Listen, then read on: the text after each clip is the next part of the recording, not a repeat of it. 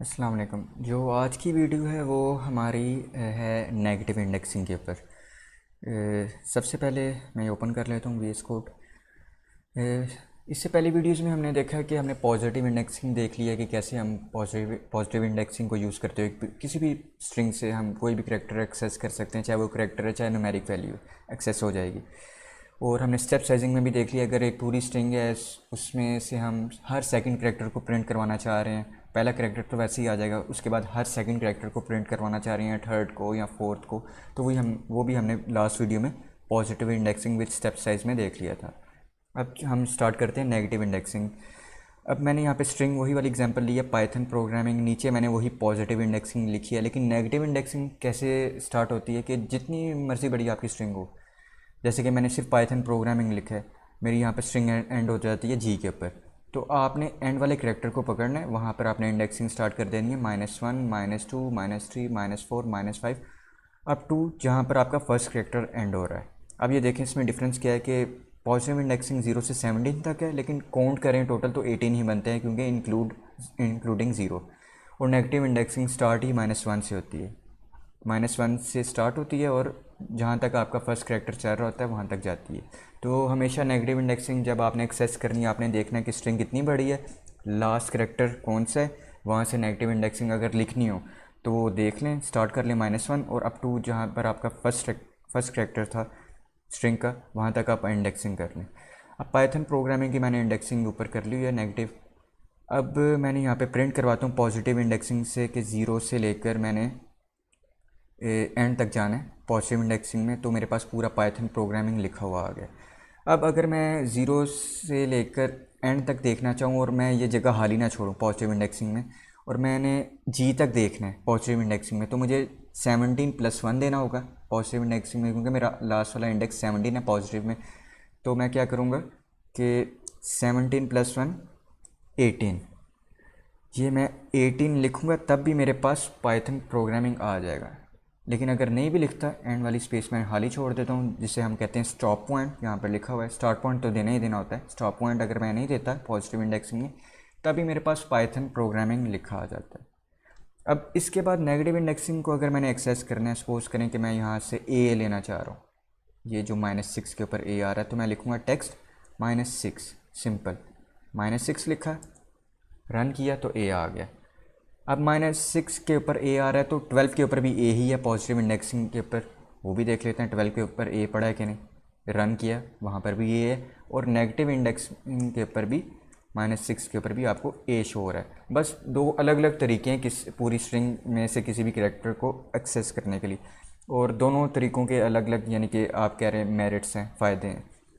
Suppose करें कि अगर आपको एक स्ट्रिंग दी है और स्ट्रिंग बहुत बड़ी है, और आपसे कहा जाए कि लास्ट 5 करैक्टर्स जो हैं वो प्रिंट कर दें, लास्ट 5, और स्ट्रिंग बड़ी है तो आप इंडेक्सिंग करने तो बैठेंगे नहीं पॉजिटिव वाली। अगर पॉजिटिव सिर्फ आपको पॉजिटिव आती है तो आप पॉजिटिव इंडेक्सिंग सारी लिखेंगे तो नहीं।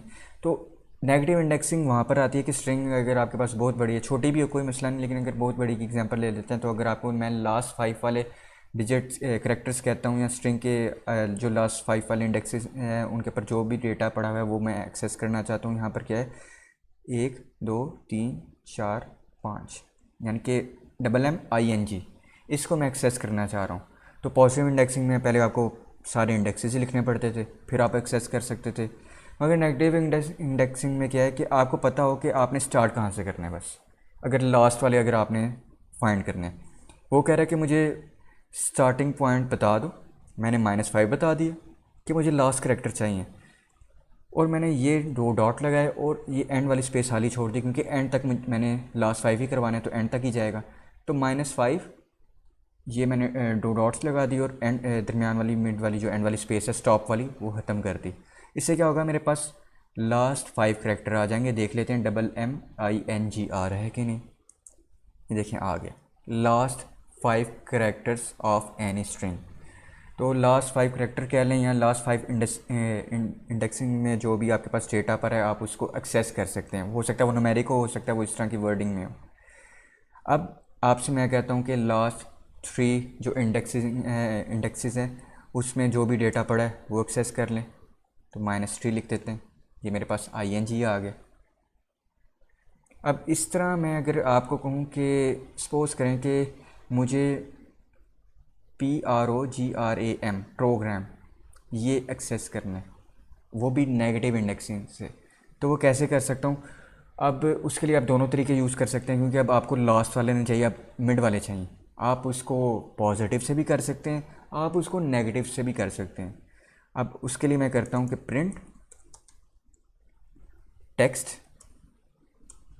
अब चूंकि मैं मिड से उठा रहा हूँ कोई सब स्ट्रिंग और मैं उठाना चाह रहा हूँ PROGRAM प्रोग्राम, यानी कि मैं -11 से स्टार्ट हुआ हूँ और -5 तक गया हूँ। अगर नेगेटिव इंडेक्सिंग से मैं चल रहा हूँ तो मैं क्या करूँगा, -11 लिख दूँगा और -5 तक नहीं, मैंने इससे एक कम लिखना है। यहाँ पर पॉजिटिव इंडेक्सिंग में क्या होता था कि एक ज़्यादा आप लिखते थे, यहाँ पर एक कम, यानी कि आप प्लस ही कर रहे हैं, यानी कि आप -5 + 1, इसका मतलब आपके पास आंसर -4 ही आएगा।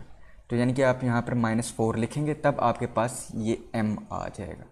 तो ये करके देख लेते हैं, -4 इसको प्रिंट करेंगे तो आपके पास प्रोग्राम आ जाएगा।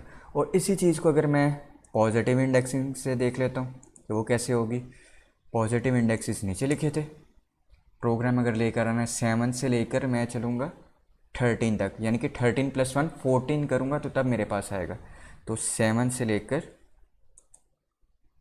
14, तो मेरे पास प्रोग्राम, ये देखिए ये दोनों बिल्कुल सेम है। बेशक आप पॉजिटिव से चलें या नेगेटिव से चलें, अगर आप कोई बीच में से अगर आप इंडेक्सेस लेना चाह रहे हैं, उसको एक्सेस करना चाह रहे हैं, तो आप किसी भी तरीके से चल सकते हैं। लेकिन अगर आप लास्ट वाले, अगर आपसे कोई कहे कि लास्ट 10 लास्ट 10 इंडेक्सेस पे जो भी डेटा पड़ा है वो बता दें, लास्ट 2 पे, लास्ट 3 वाले या लास्ट 4 वाले इंडेक्सेस पे जो भी डेटा पड़ा है वो एक्सेस कर दें, तो सबसे बेहतर तरीका आपके पास होता है नेगेटिव इंडेक्सिंग। कि आप -3 लिखते हैं, -4 लिखते हैं और एंड तक आपने जाना है, तो आसानी से आपको वो जो भी डेटा है वो आपको सामने प्रिंट हो जाएगा। तो ये था आपके पास नेगेटिव इंडेक्सिंग। आपको इसका फ़ायदा भी पता चल गया होगा कि अगर आपने लास्ट 10, लास्ट 5, लास्ट 2 इंडेक्सेस को एक्सेस करना है, उसके अंदर जो भी डेटा इसको प्रिंट करवाना है, तो आपके लिए सबसे आसान नेगेटिव इंडेक्स होगा। लेकिन अगर आपने मिड में से कोई करना है और तो फिर आप कोई भी इन दोनों में से यूज़ कर सकते हैं, वो आपके ऊपर होगा कि आप कौन सी चीज़ यूज़ करते हैं।